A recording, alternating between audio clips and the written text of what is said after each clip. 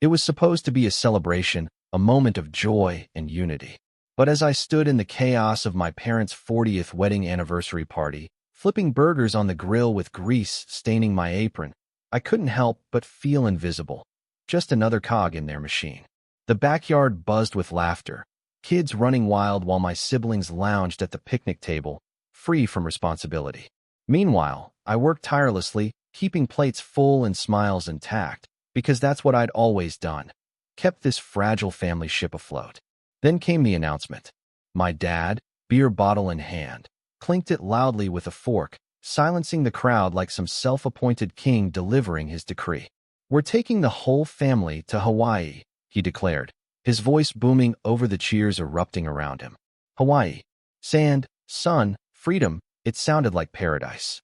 For a fleeting second, excitement flickered inside me. But then reality hit when I asked casually, "What time are we leaving?" His gray eyes narrowed, boring into mine as if I'd dared question royalty. And then, those words sliced through the air like a knife. "You don't need to know. You're not part of us. Stay here and watch the kids." My stomach dropped. The chatter resumed around me, but everything slowed down. The clinking glasses, the distant laughter, all drowned out by the deafening weight of his dismissal. Mom snorted, waving her hand dismissively, as though erasing my existence entirely. No one looked at me. No one cared. I stood there frozen, spatula still clenched in my hand, heat creeping up my neck. Years of fixing their messes, sacrificing my dreams, propping them up when they faltered.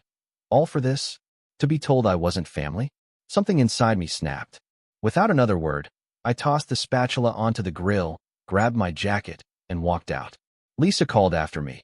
"Felix, you okay?" But I didn't stop. The screen door slammed shut behind me, echoing the finality of my decision. As I crunched gravel underfoot toward my truck, the anger burned hotter than ever. But beneath it lay exhaustion, bone-deep weariness. This life wasn't mine anymore. It never had been. The drive back to my apartment was a blur of red taillights and white-knuckled grips on the steering wheel. My mind replayed Dad's words like a broken record. "You're not part of us." Each syllable felt like a punch to the gut, echoing louder with every mile I put between myself and that suffocating backyard. By the time I pulled into the parking lot of my cramped one-bedroom, anger had hardened into something colder, something sharp and unyielding. This place wasn't just home. It was a museum of their demands, their expectations, their endless need for me. Every corner held a relic of my sacrifice. I stepped inside, the creak of the door barely audible over the storm in my head. The air smelled stale, like forgotten dreams. My eyes landed on the toy car jutting out from under the couch. One of Jint's boys must have left it after their last visit. It mocked me, a tiny plastic reminder of how I'd spent years chasing after everyone else's happiness while mine slipped through my fingers. Then there were the tools stacked neatly in the corner, rusting slightly from disuse. Dad had insisted I buy them when he decided to rebuild the garage. "Felix will handle it," he'd said, as if my life existed solely to fix his problems. And then I saw it, the photo, half hidden beneath a stack of old magazines on the cluttered coffee table, its edges curled with age. I picked it up, staring at the faces frozen in time. Mom and Dad stood front and center, smiling brightly, flanked by Mark, Lisa, and Jin. And there I was, pushed to the edge of the frame, blurred as if even the camera couldn't be bothered to focus on me. My hands trembled as I gripped the photo tighter. All those years of being the silent backbone, the invisible support system, they hadn't seen me. Not really. A wave of rage crashed over me, hot and uncontrollable. With a shout that ripped through the silence, I hurled the photo to the floor. I gave everything for them. I screamed, voice cracking under the weight of decades of resentment. But they never saw me as their son. The sound of shattering glass seemed to echo endlessly, mirroring the fractures in my soul. I sank to my knees, chest heaving, tears burning my eyes. For the first time, I let myself feel it. All the pain, all the betrayal, all the emptiness. They didn't deserve me anymore. None of this did. That's when I knew I had to leave. Not just the party, not just the family. Everything. The bus rumbled down the highway, its engine groaning under the weight of too many passengers and too much luggage. I sat by the window, my duffel bag crammed beneath my feet, staring out at the blur of trees and gas stations fading into the distance. My chest felt tight, a mix of fear and determination clawing at me. This was it, no turning back now. Every mile put more space between me and the life I'd left behind. Dad's cold words echoing in my head, Mom's dismissive laugh, the way no one had even looked at me when I walked out. The anger still burned, but beneath it was something sharper, loneliness, raw and unrelenting. Then came the accident. We were halfway to the coastal city when the tires hit a slick patch on the rain-soaked road. The driver cursed, spinning the wheel as the bus fishtailed violently. For a moment, time seemed to stop. The world tilting sideways, screams filling the air, bodies slamming against seats. When the chaos settled, the bus was skewed across 2 lanes, steam hissing from the engine. My heart pounded as I realized my arm throbbed. A shard of broken glass had grazed it, leaving a jagged cut that bled steadily onto my sleeve. Someone handed me a wad of napkins, their voice trembling. "You okay?" I nodded stiffly, pressing the makeshift bandage to my wound. But inside, I felt hollow. Here I was, alone in a strange place, already battered before I'd even started over. It would have been so easy to give up then, to call Sophie, beg for forgiveness, and crawl back home. But I didn't. I clenched my fists, ignoring the sting in my arm, and whispered to myself, "No, not this time." When we finally arrived, the city greeted me with noise and chaos. Horns blared, waves crashed against the docks, and people rushed past without a second glance. I found a room above a bar, a shoebox with peeling wallpaper and a mattress thin enough to feel every spring. The music below thudded through the floorboards all night, bass lines vibrating in my chest like an unwelcome heartbeat. Sleep eluded me, my mind racing with doubts. What had I done? Could I really start over here? By morning, desperation drove me to find work. I landed a gig at a cafe near the docks, a dingy little spot packed with fishermen and truck drivers. The first week was brutal. I fumbled orders, spilled trays, and earned glares from customers who expected perfection. Then came the disaster. A cup of scalding coffee slipped from my trembling hands, splashing onto a man's lap. He roared, jumping up as steam rose from his jeans. Panic surged through me as the manager stormed over, her face red with fury. "That's it. You're done," she shouted, pointing toward the door. My stomach dropped. Without this job, I'd be stranded, broke, and utterly defeated. "I'm sorry," I stammered, voice cracking. "Please, just one more chance. I'll do better, I promise." Tears pricked my eyes, humiliation burning hotter than the coffee had. Just as the manager opened her mouth to refuse, Sheila stepped in. She was sharp-tongued and intimidating, but in that moment, she became my lifeline. "Give him another shot," she said firmly, glaring at the manager. "Everyone screws up once." Her words hung heavy in the air, daring anyone to argue. After what felt like an eternity, the manager sighed. "Fine. One more chance." I nodded, throat tight with gratitude. Sheila smirked, tossing her dark hair over her shoulder. "Don't screw it up, new guy." As she walked away, I realized something.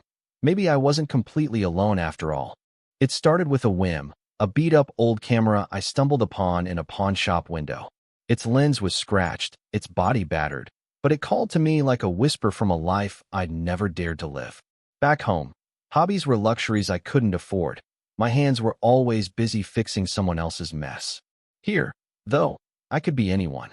So I bought it, not knowing if I even had an ounce of talent, just desperate for something that felt mine.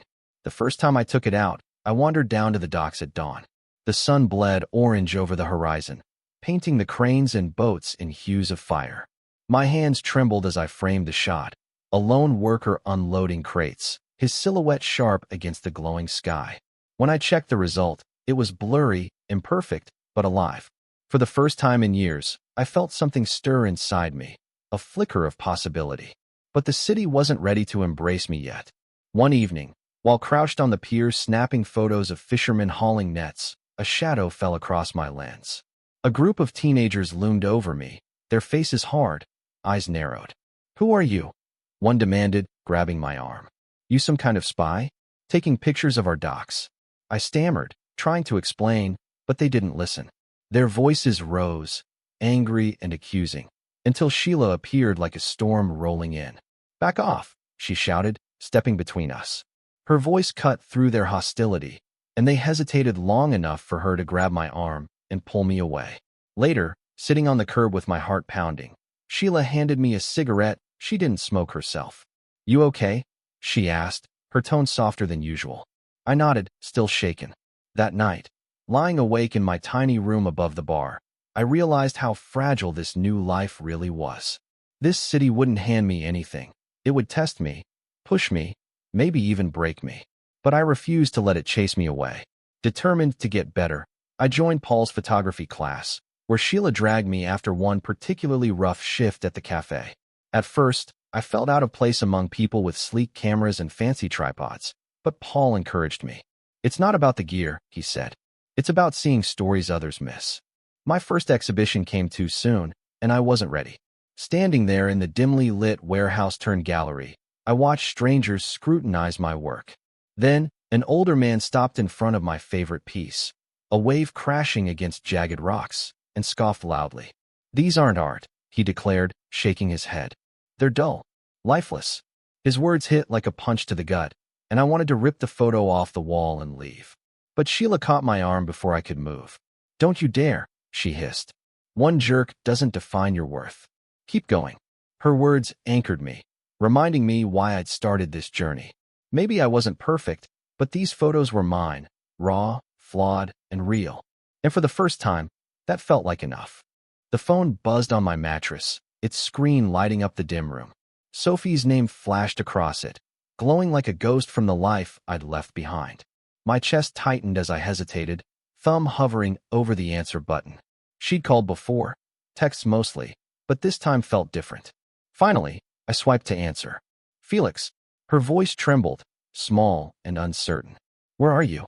Mom's freaking out about the trip, and you're just gone."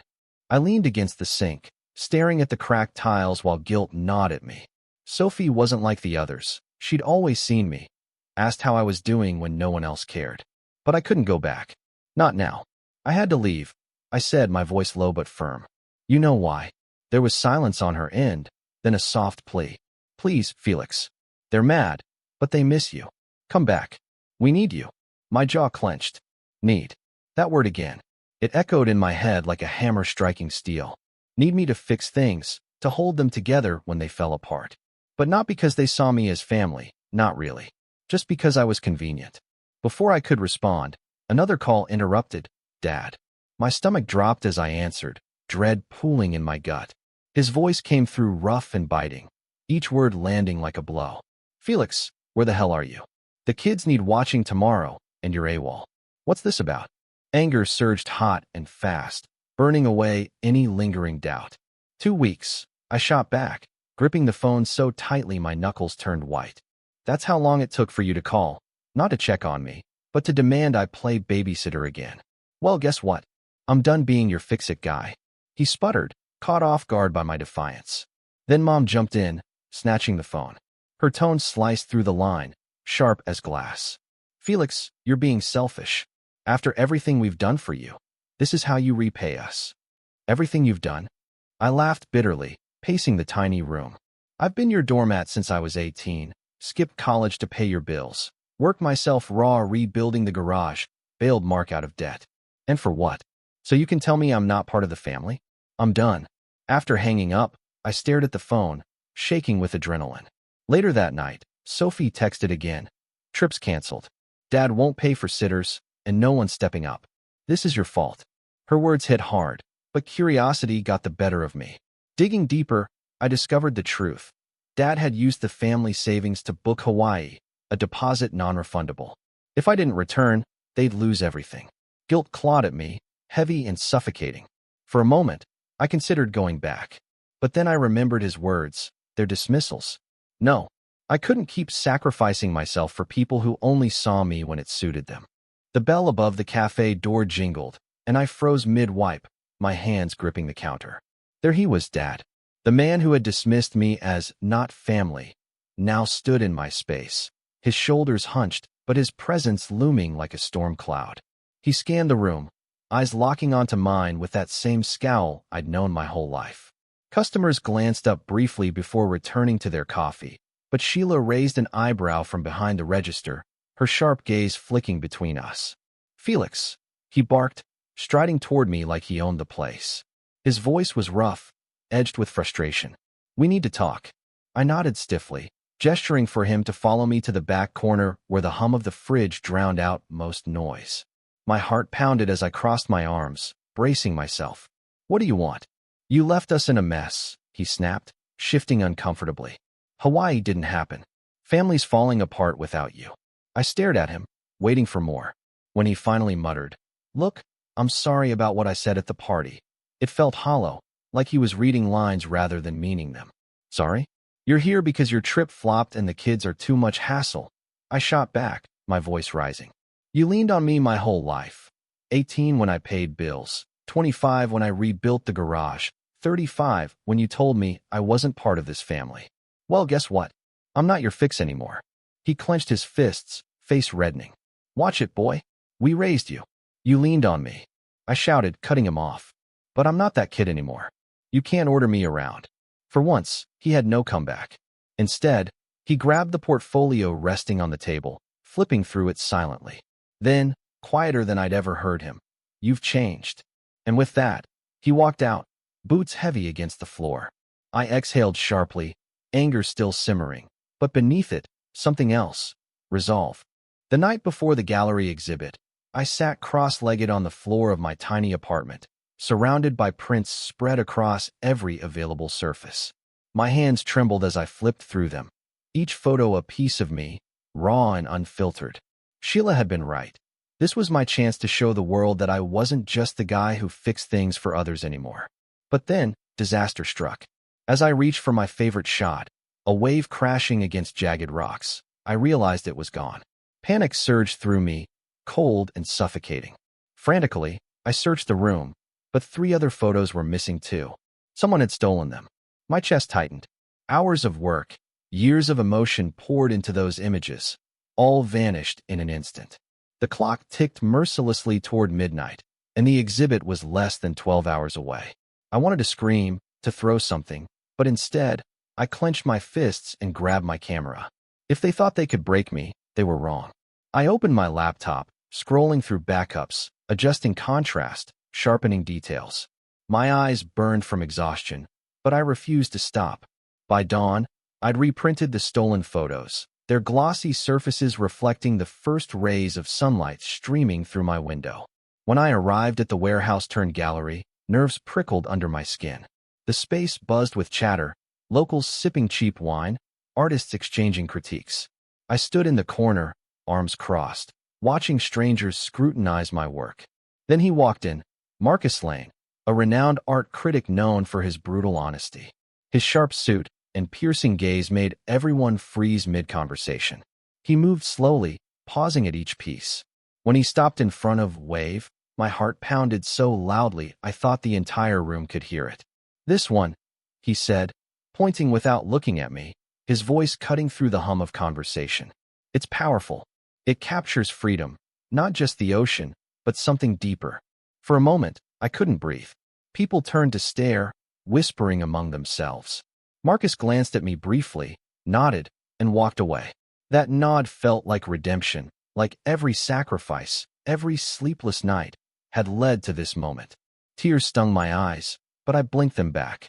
This wasn't just recognition. It was proof that I'd built something real, something mine. As the gallery lights dimmed and the crowd thinned, I stood alone, staring at my photos on the wall. They weren't perfect, far from it, but they were mine. For the first time in my life, I felt seen, not as someone's son or a handyman for hire, but as Felix. Just Felix.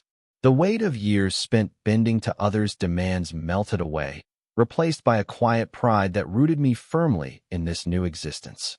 Then my phone buzzed, pulling me back to reality. A text from Sophie. "Dad had a heart attack. He's in the hospital." My stomach dropped, guilt and fear twisting together like a vice. Memories of our last fight replayed in my mind. His anger, my defiance. Was this my fault? Did I push him too far? I wanted to run, to drop everything and rush home. But instead, I sat down on a cold metal bench outside the gallery, gripping my phone until my knuckles turned white. Sheila found me there, her sharp eyes softening when she saw my face. "What's wrong?" When I told her, she didn't offer platitudes or pressure. She just said, "You can't fix everyone, Felix. Not even him." Her words hit hard, echoing what I'd known deep down all along. I sent money to Sophie with instructions to cover medical bills and asked her to stay with Dad. It wasn't easy, but I knew I couldn't go back, not now. This life was mine to build, not theirs to destroy. For the first time, I chose myself. And it hurt, but it also set me free. Felix's journey wasn't just about leaving a toxic family. It was about reclaiming himself. For years, he'd been a shadow in his own life, swallowed by expectations and demands that left him hollow. The night he walked out of that anniversary party, spatula still in hand, was the first step toward breaking free. It wasn't easy. Every mile on the bus felt like betrayal. Every sleepless night in the city gnawed at his resolve. But through the chaos, the stolen photos, the angry calls from Dad, the weight of guilt, he found something stronger: purpose. Sheila once told him, "You can't fix everyone," and those words became his lifeline. Felix realized he couldn't keep sacrificing his soul for people who only saw him when they needed him. His camera gave him a voice, capturing raw truths others overlooked. Each photo, waves crashing, workers hauling nets, was proof that he existed beyond their labels. When Marcus Lane called his work powerful, it wasn't just validation, it was liberation. But freedom came with scars. There were moments Felix doubted himself, nights he stared at the ceiling wondering if he'd made the wrong choice. Yet, standing alone on the shore as dawn broke over the water, he understood. This pain was growth. He wasn't running anymore. He was building. A life messy but authentic, fragile yet unyielding. Felix learned you don't have to be tethered to what breaks you. Sometimes, walking away isn't cowardice, it's courage. And in choosing himself, he discovered joy, not fleeting or borrowed, but real, raw, and entirely his own.